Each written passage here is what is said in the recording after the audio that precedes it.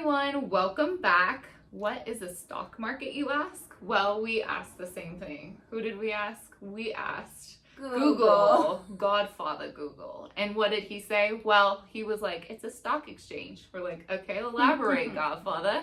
And he told us that basically it's a transfer of stock from a seller to a buyer. So what does that mean, right? And growing up, I don't know about you guys, but I grew up with a family that was like, stocks are gambling. Like you know, it's this big black hole you could lose all this money in. And then on the flip side, you know, I grew up around some very, very affluent families where it was kind of opposite with their families. And it was like, no, they're in stocks and they make a ton of money. So you can be, you know, the rich investing, get richer, right? It's crazy. Right. So let's talk about it. It's not as complicated. It's actually very simple. But before we understand what the stock market does, we want to understand what a stock is. So a stock is a financial instrument. It is a share. It is ownership in a company. Simple as that. So let's say you have a company, I don't know, Airbnb, and Airbnb has 100 shares, and you buy one share. So now you own 1/100th of Airbnb. Awesome. Of course, these companies have millions of shares. You have Amazons and you have Walmarts and you have Starbucks and Disney that have millions and millions.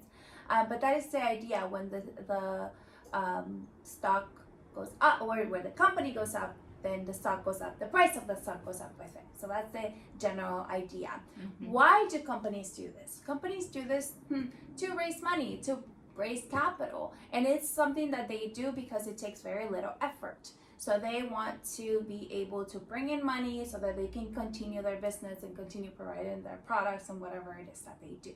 At a large scale. Yeah. So this is, obviously they need to be able to present it to the public. So this is where the stock market comes in. The stock market is what they can exchange it. So the stock market basically will value, you know, the company based on potential earnings, right? Like the future and how they're going to do. This whole process starts through an IPO. Do you know what that is? No.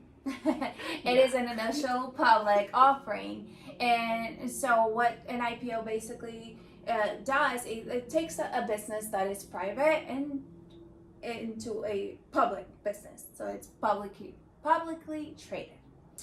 Perfect. So then people like you and me, the public, everyday people, can actually purchase it, can actually trade it.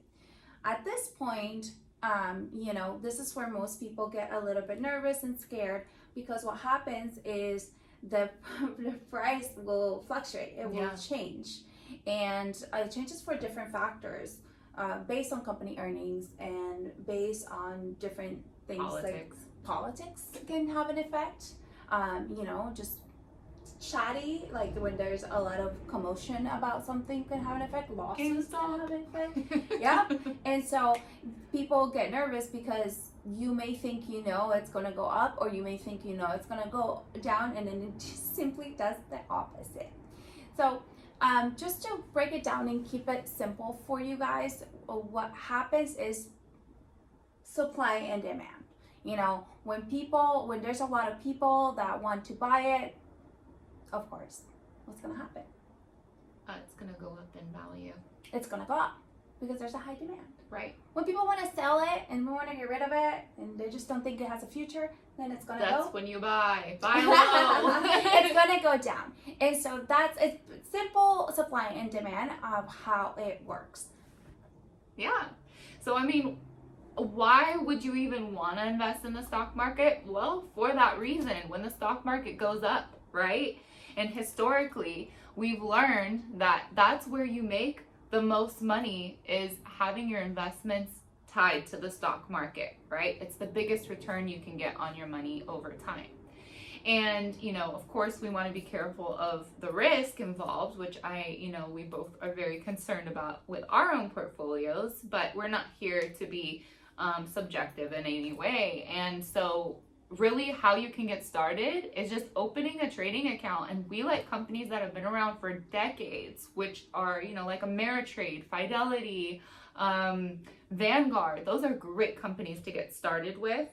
And you want to look at your costs too, of course, and compare. But how much would you actually start with? A lot of people think that there's this misconception that you need to get started with thousands of dollars or at least $1,000. I know, like, back, you know, when I was growing up, someone told me, oh, you have to get started with this advisor for $1,000.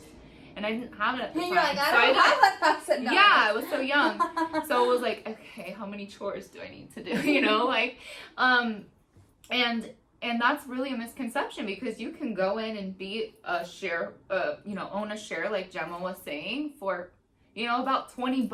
And how many of you have traveled during COVID? We have. Yep. I don't know about you, but American Airlines, for instance, you could buy in for about $20 a share right now. Okay. And if you don't like American Airlines, you use a different liner, then cool, go look at their stock. It's very similar in price, right?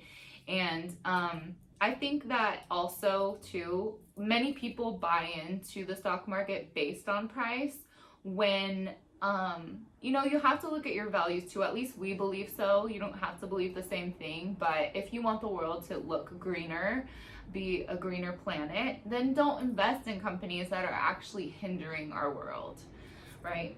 Yeah, I think that's becoming a lot more popular, where people are like super conscious about where their money is going. So it also relates to the way you invest, and we invest, like Danielle said, in things that we believe in companies that obviously we want to grow because we want to make money, but are going to have, you know, they're going to be ethical and moral, and they're going to do good things in the world. We also want to talk about risks, because obviously there are some risks involved when investing in the stock market. And the reason why I want to bring this up, because there's just a lot of people that say how they got rich in the stock market, how they made all this money and all this stuff. But it is, as much as it can go up, it can go down. So we always tell people that the money that you put into, let's say if you buy a couple stocks, is money that you can live without. Yes. And it's not, you know, it's not coming out of your emergency fund. You're not borrowing money to do this. You're not like mortgaging your home to do this. It's just additional extra money. And there are there's so many options out there when it comes to purchasing stock. Like if you have like $20 for American Airlines, that's cool. But if you have $300, you can buy Zoom, and Zoom is great. We use it every day. Yeah. You know, obviously Amazon is like $3,000. Yeah. So there's all kinds of such a range. Yeah.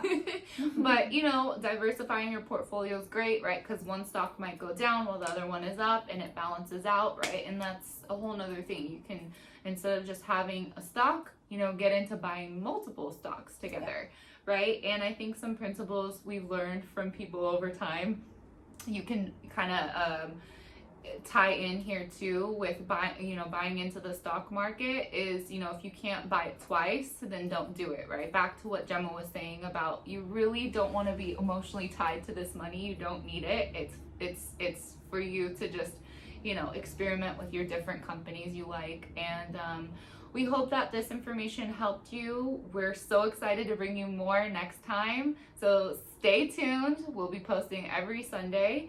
And hopefully this video helps you make más dinero. Yeah, it's great to be with you guys. Just remember, this is just a basic, simple understanding. We'll get more complex as we go. And our goal is always to bring you más dinero.